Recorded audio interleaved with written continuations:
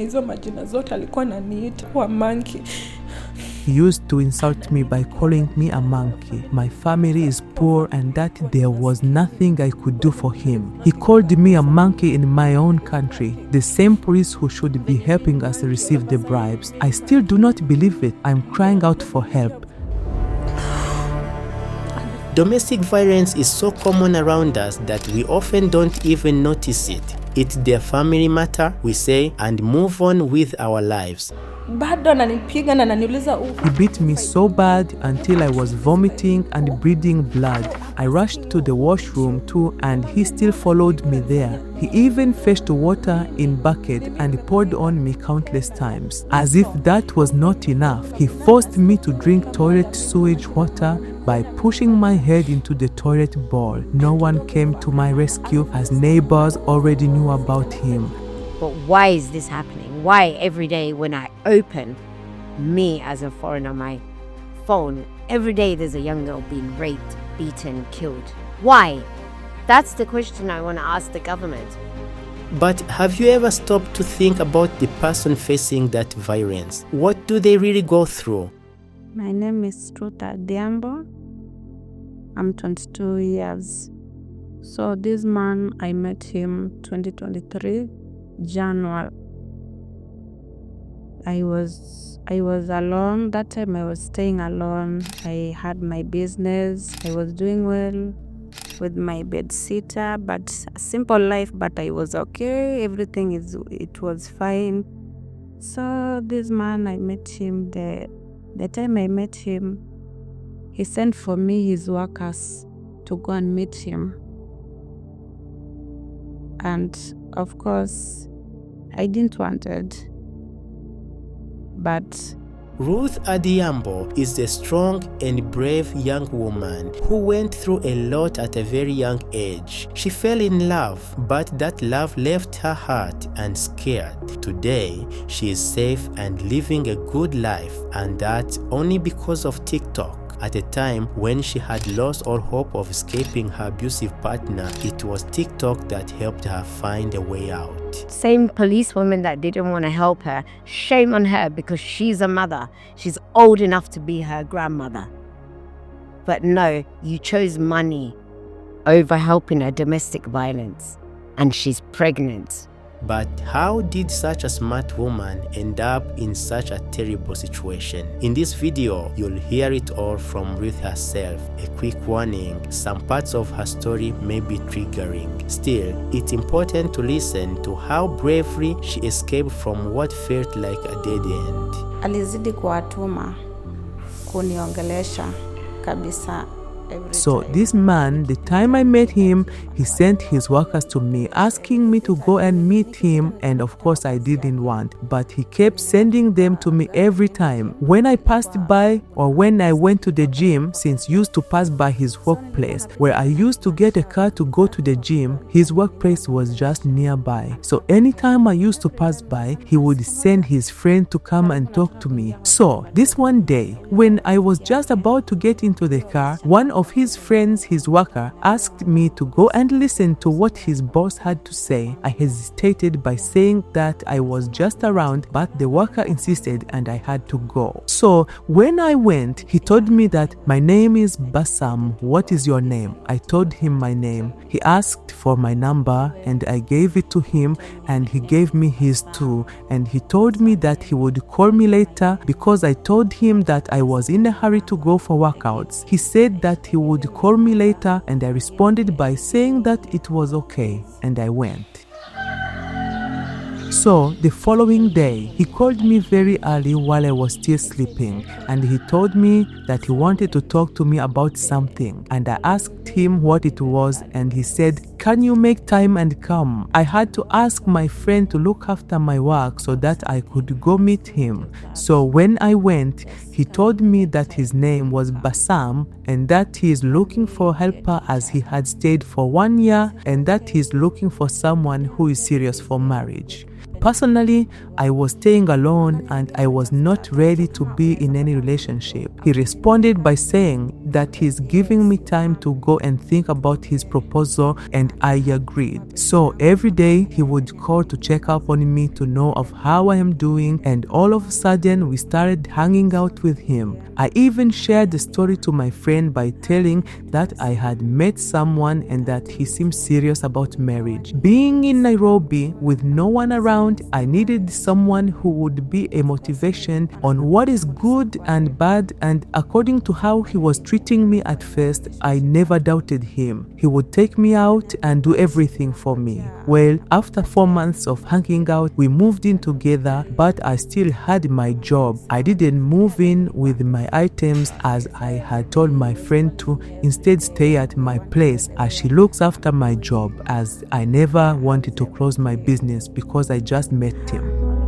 After some time, I realized that I am paying my house and business rent, yet I am not living there, and I felt that I couldn't ask him. He then told me, "Mama, this thing we are doing, I don't think it is right," and I had to ask why. And he said, "Imagine you are paying rent and you are not living there, and I am a good person to you. I just want you to be my wife forever. You can't be sending money for that house and you are not staying there." So I told my friend to still stay at my house and now pay the rent and still continue with looking after my job. One day, my friend came and told me that she doesn't believe this man, however much it was my decision. After some time together with him, I became pregnant, and he told me that in his culture, when one marries, they do not allow their women to work and that men do everything for their women. We even do not allow them to go and look for money. I had to ask him what he meant, and he said that I should shut down my business because I am now pregnant and that I am his wife too. Before then, my friend decided to move out from my house with my items as my rent was too much for her, so she opted for an affordable rent amount. I informed Basam that my friend will keep the items till the day I would want them back. He too asked about my business, and I told him that my friend is still looking after it. He said, "How do you entrust your friend with your business?" I just told him that I of course trust her, that's why. He still insisted that I close down the business because he will do everything for me since it had started becoming a big issue to him. I indeed closed down the shop and brought the item to our house. I then started selling my items online via TikTok. Little did I know that he never liked my approach. Sometimes he would find me marketing my items online and he would be like, "What are you doing online right now? Who are these people you are talking to?" If I asked him if I was doing anything wrong, he would keep quiet. What started as a little possessiveness, Ruth had no idea it would end up taking so much away from her. Tukakuja tukakaa.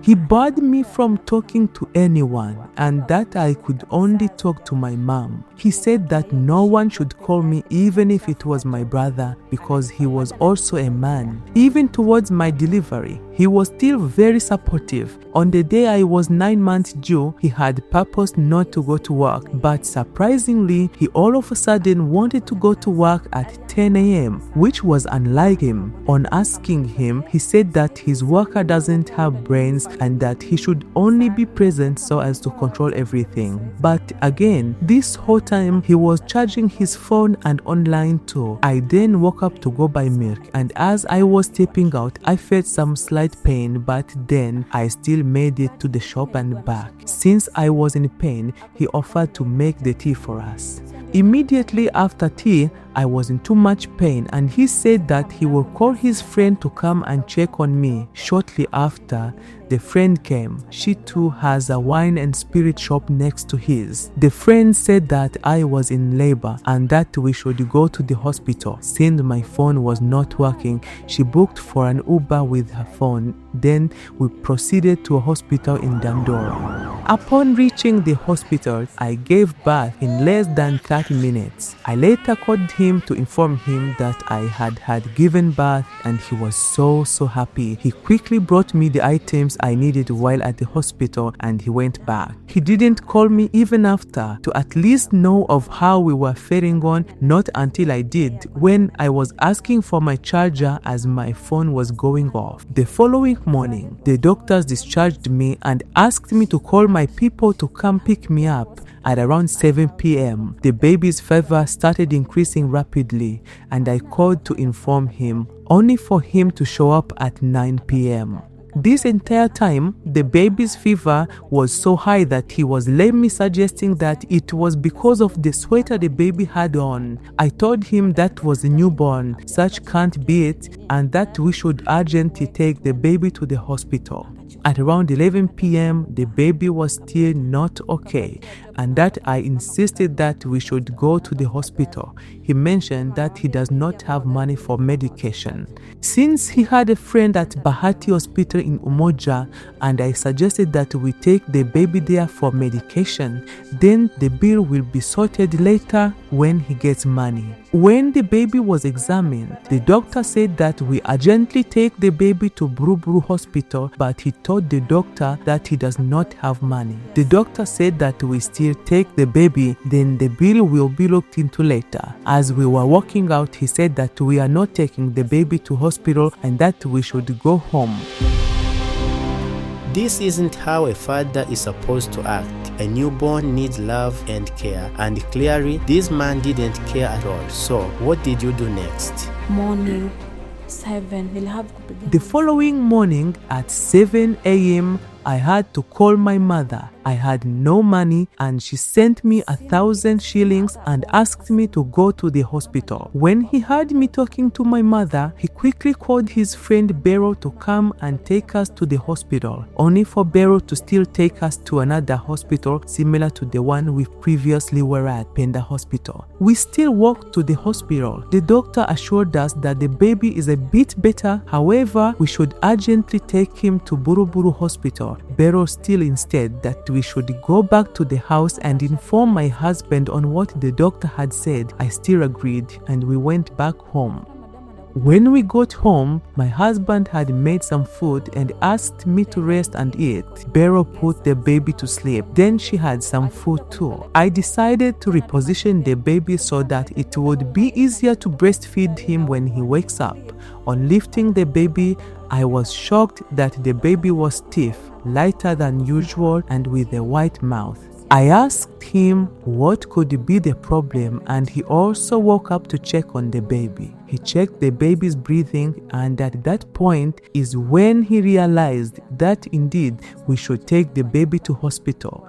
Bero came with friend and workmates. He picked up the baby and gave the baby to Bero's workmate. On feeling the baby, the workmate in the Luo language said the baby is dead. My husband then went to report to Umoja that the baby is no more. Then he proceeded to Mama Hospital to get the documentation for the burial. The following morning, we went and buried the baby in Kariakor. This entire time, he was acting all nice to me and I did not know he had a devil in him. After 3 days, the man got money, 300,000 shillings. I wondered where all that money came from. I confronted him and he said that I shouldn't worry as he was planning to do something small for my family. I still asked him where he got the money from and he said that his family sent him. How can a father who just lost his one-day-old child be so casual about it? Didn't this situation raise any red flags for you? Alikuja akanipata naongea na mama. When he came back home, he found me talking to my mother and he said, "Ooh, so now you are telling your mother of how I'm a bad person to you. You are now telling your family, I know you Kenyan ladies." Before he slapped me, he asked me to call my mother, but all this time, my mother was listening on phone. He beat me so hard. I had just made my hair 2 days before. I had braids. He pulled out my hair as he proceeded. "Okay, mom, let me kill your daughter today. Let me kill your daughter, and now everyone knows that I'm a bad person to your daughter. I am a bad person to your daughter." My mother, on the other hand, was shouting on phone, asking him why he was beating me. That was the first time. This man was beating me to the point that I asked him if I had ever done him any wrong. He said, "Me, I don't care. Let me kill you today. Let me kill you.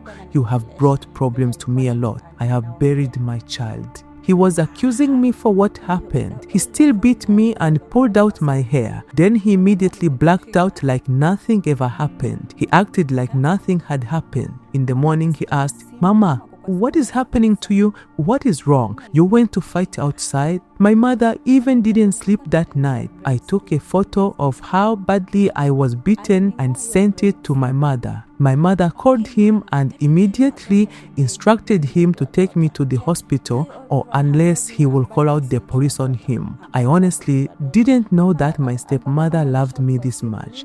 That is when I knew that he feared the police. I'm really sorry you had to go through that. Did he ever treat you like that again? Siku ya pili mwanaume kunipiga. The second time a man beat me was on his birthday on date 26. He told me, "Mom, today is my birthday. I want us to go and enjoy." And I told him it was okay. Actually, before the doctor went, he really apologized. "I will never do it again, Mama. I will never do it. I don't know what came over me." And I told him, "No problem. I know what makes you beat me. I catch you doing something wrong, but you just turn it back to me. No problem." That day that he told me that he wanted us go out and enjoy, he took me to Quiver Club. I remember very well, around 11 p.m., I told him that I wanted to go to the washroom. I am coming back, and he said no problem. Immediately, I went, barely 30 minutes. I see him standing behind me, and I could hear ladies shouting and screaming, "Who is Ruth? Who is Ruth?" Immediately, I stepped out of the washroom. He kicked me asking, "What are you doing in the ladies' washroom?" I even wondered if I should instead have gone to the main washroom. He beat me, and shortly after, the security team came and he told him that he shouldn't beat women. He was dragged outside and beaten. The security men later came and told me not to go back to him because I will be beaten. He was told that he should fight with men instead and not women. You would have gotten scared already. Kumbe hapo niko mimba ya 2 months already. Little did I know that I was 2 months pregnant already. How he had dragged me on the floor that day. The men didn't like what they saw. That is why they took him outside in the store. He took my phone, house keys and jacket, and it was very cold.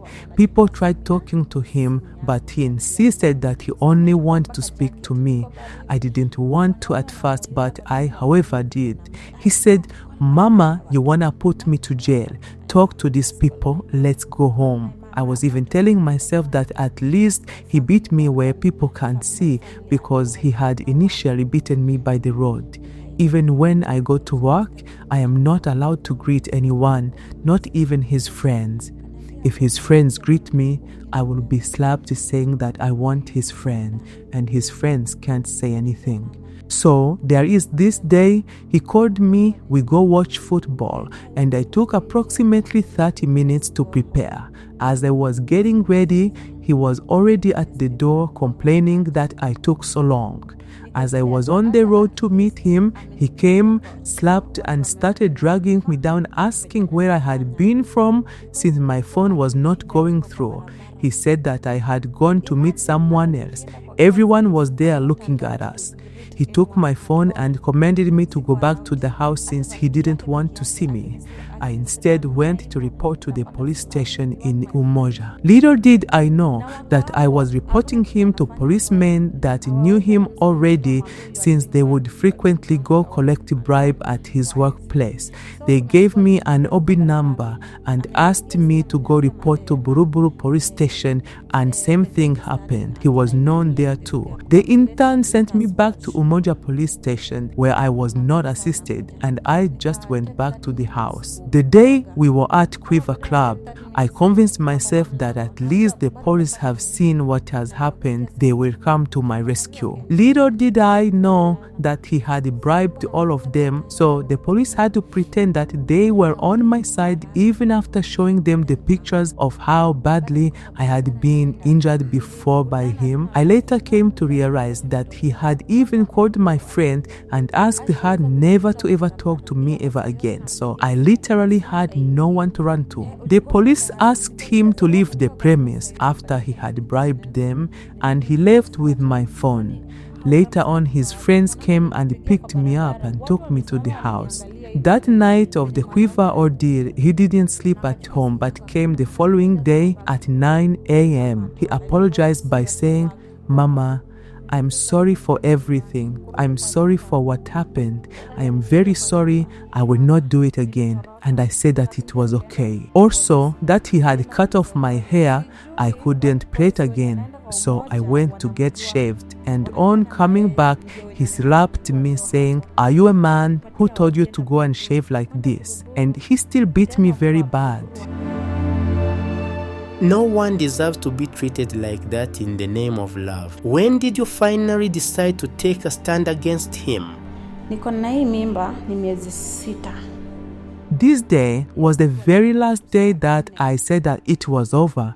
I am now 6 months pregnant. It was at 10 a.m. and he was going to work. So I asked him what he was going to do, yet he has someone who works for him. He said that Steve, his worker, is poor with work. When he left the house, there was neither food nor money. I called him at 8 p.m. and he said he was bringing takeaway food. He came at 12 a.m. with rice and eggs. I asked him how I will cook it as there was nothing else, and he just said that I should try cooking it. He then walked out and came with a bottle of soda. He stepped out again and said that he will be back shortly, only for him to come back at 5 a.m. and apologized with excuses. Always, the first thing he always says is sorry. I warmed and served him food. Then I asked him for some money to go do my hair as it had grown a bit. Usually when he has money, he does not sleep at home. So I saw it as a chance to ask for hair money. He said that his friend told him that I am with him because of his money. He beat me so bad until I was vomiting and bleeding blood. I rushed to the washroom too, and he still followed me there. He even fetched water in bucket and poured on me countless times. As if that was not enough, he forced me to drink toilet sewage water by pushing my head into the toilet bowl. No one came to my rescue as neighbors already knew about him. It was 5 a.m. I had no energy. He carried me to bed and sodomized me severally. I even begged for forgiveness, but to no avail. I even didn't know what I had done wrong. When he was done, I had no energy left in me, but I managed to push him and I locked him in the bedroom. But then I didn't have the keys to lock him up. He caught me again and really beat me up. I am truly speechless at the cruelty of this man. How did you survive that night? How did you manage to escape? Kupata simu, nikaingia TikTok. I bought Airtel data and I got into TikTok live where I joined into a conversation. I texted one participant by the name Oscar, who in turn asked the members and moderators to listen to me. I asked them if I could turn my camera on so that they could see me, and they all agreed. I gave them a brief explanation of what had happened. They asked me to show him to them, and unfortunately he woke up from his sleep and was listening to me. He said, "You are putting me online. I told you no one can help you. No one will help you. Let's see if those TikTok people will help you." He asked it back for my phone, and I told him that I will not give it to him, and that if he wanted to kill me, let him kill me when I'm live on TikTok. He then went back to sleep as he knew no one would help me as usual. There was a lady on TikTok by the name Big Mama who is now hosting me. She asked me to look for the keys and requested for my number. The lady told me that his friend will be nearby to rescue me as long as I managed to step out. On this other hand, I couldn't dare ask Bassam for the keys as I feared that he would wake up again and beat me up to death. I gathered some courage and I went and asked him for the keys. He asked me where I was going and I told him and I needed to go get some painkillers. He rudely said, "You cannot take medicine, you are pregnant. Which medicine do you want to take? You are okay. You are a strong woman. What are you pretending? He added. You want to go out. You want to go to Buruburu again. So I kept quiet and I went back online. Big Mama asked me if I had gotten the keys and I said no. She told me to go back and wake him up as my TikTok was live and that if he does anything, they will record it. So when I went to wake him up, he started, "Every day you are giving me stress. What do you want to do with keys?" He, however, woke up and gave me the keys as he knew that there is nothing I would do. He later woke up, showered, prepared, and left with his usual backpack. He then proceeded, "You wanted the keys? Here are the keys," and he walked out. I called the lady, told her that I had gotten the keys. She asked me to step out, then go stand at a distance, and this Saint Samaritan picked me up. When I was taken to this lady, she saw how damaged I was and immediately called for first aid services, and I was attended to. I was then admitted for 2 weeks. Since then, I can't hold back my urine, and I am even worried of how I will give birth as my ribs are currently in so much pain. After 2 weeks, I now started the process of reporting the incident. Askari Mwala had inboxed me on TikTok and sent me the Kayole's DCI number. The DCI told me that I go to his office once I feel better. I went to his office on Monday and he gave me the contact of Buruburu's DCI, and I told him that I had been there before and was never assisted. He still convinced me to go, which I did. I narrated my case to him and he handed me over to a lady officer who deals with violence. I was asked to write down a statement and I did everything. The lady officer then asked me if I knew where the man, Bassam, was at, and I said yes, and we showed up at his workplace at around 4 p.m. On approaching his premises, the worker saw me and quickly informed Bassam, who in turn flew and left.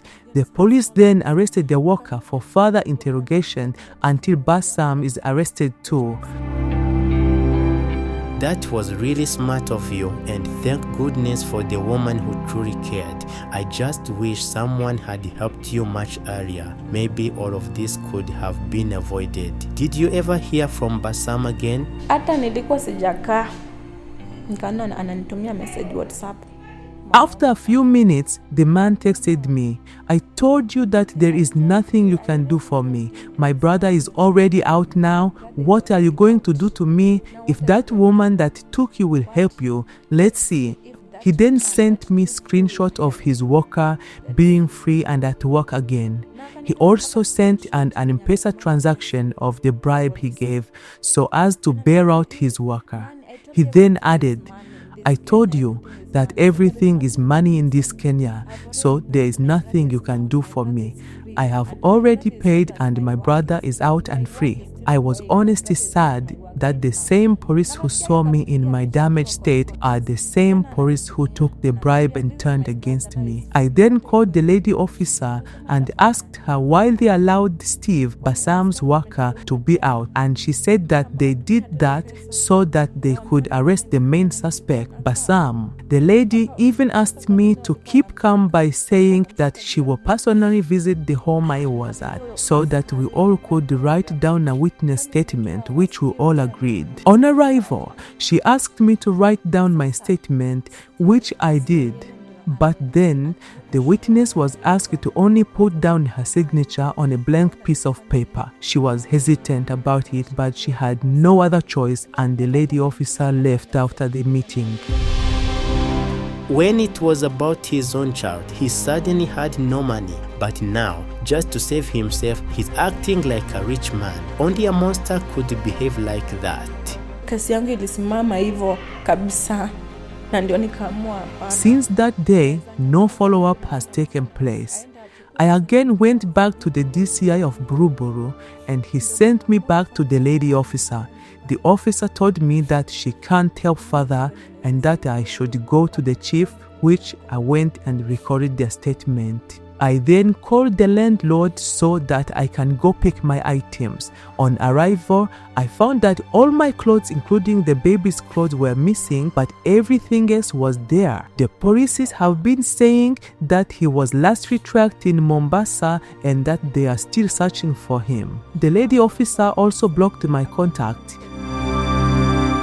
The system never fails to amaze in the worst ways sometimes. So, how are you planning to seek justice now? Naomba tu wanisaidie apatikane. I have vowed that I will not keep quiet because he might do the same to another innocent woman. I want justice to prevail so that he can be arrested. He is an Arab from Oman. I kindly request the government to help me seek justice for my child, and I don't think I will ever forget what he did to me. He used to insult me by calling me a monkey. My family is poor and that there was nothing I could do for him. He called me a monkey in my own country, the same police who should be helping us receive the bribes. I still do not believe it. I'm crying out for help.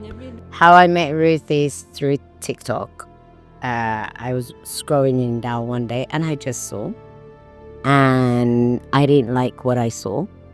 It was traumatizing, horrific, and I made sure that, Ruth needed a place to stay, and I made sure that I got her to me. So, we organized and she came. And when she came, honestly, I've never said that to her. I get emotional. I'm choking up because I didn't like what I saw. For a young Kenyan girl to be abused, not mentally, but emotionally. And it was traumatizing, not for her, for me too. And I try and stay strong. I don't break in front of her. But when I remember the first time she came through this door, this is not the Ruth you're meeting today. Today you're meeting a girl who I tried to put her confidence back inside her. Do you know what I mean? When someone is broken, beaten, hurt, they're told they're nothing. You don't have anything. And of course, I understand the situation in Kenya, that people don't have money and it's okay. But to stay in that abusive situation, no. Especially from a foreign man who doesn't have paperwork, who doesn't have ID, and then he's paying his way to be abusive. So Ruth, she's a survivor. She survived, she got out, she spoke up, and that's it. She's a very sweet girl. I'm sorry, I'm just emotional because I just remember the abuse, the level of abuse. It's you can't forgive. There's no forgiveness in that. You can't forgive. And then to be called bad names, to be I don't know how to describe it. And I'm sorry I'm getting emotional because when you hear a story, you understand it. And worst part was there's young girls in Kenya being killed every day. Every day we're hearing. And the government is not doing nothing. Why? Domestic violence is a high. Femicide is happening and we are ignoring it. These girls are the future. These are the girls who are building the country. But when they're not protected by their own government, and unfortunately that's what happened to Ruth, she was not protected. They chose money over her, which is so sad. So it's a broken system that we need to look into and find out what is going on. Where can we correct it? Kenyans are very smart people, very well educated. But why is this happening? Why every day when I open, me as a foreigner, my phone, every day there's a young girl being raped, beaten, killed? Why? That's the question I want to ask the government. We are paying taxes for what? What taxes? Where are the taxes going? No, it doesn't happen like that. No. I come from the UK, okay? There's a system for domestic violence. There's refuge centers, there's call centers, there's everything. But no, there's nothing here for these young girls. And then we just read about it, she trends for a day, and that's it. There's no investigation. What happened, how it happened. Why? That's my question to the Kenyan government. Shame on you. Shame on you. Young girls are being killed, and these are your mothers. They're the ones who are going to give birth. They're your future. But no, you don't care. Why? If you don't care, let them know. And that's my question. Shame on you. Same policewoman that didn't want to help her, shame on her because she's a mother. She's old enough to be her grandmother. But no, you chose money over helping her domestic violence. And she's pregnant. I've lost hope. As a foreigner, I look at you and I say, shame on you. There's nothing else for me to say because there's no conversation with them. They are allowing this to happen. Because how do you not inspect? How do you not find out? Why are they not calling, asking what's going on? What happened to her? Doctors are paid less. Lawyers are being paid less. What do you want people to do? So shame on you and the Kenyan government. I don't have nothing to say to them. And I do not believe in them. And I don't trust them because this government is a very bad government. Very. There's no democracy in Kenya. If there was democracy, this thing that's happening with the girls' school would not be happening today. A poem has said everything. Why? Where's the democracy? And you talk about democracy. Go and learn the word, Google it. Mr. William Ruto. And that's the last thing I have. I'm speechless. I have so much respect for this woman for handling such a terrible situation with incredible strength and intelligence. I just wish she had been this smart when he hurt her for the first time. But I understand. Sometimes women hold on to hope that things will get better, and sometimes they do. But some people don't deserve forgiveness. I've done my part. Now it's in your hands. Let's not let her down. Let's help her get the justice she deserves.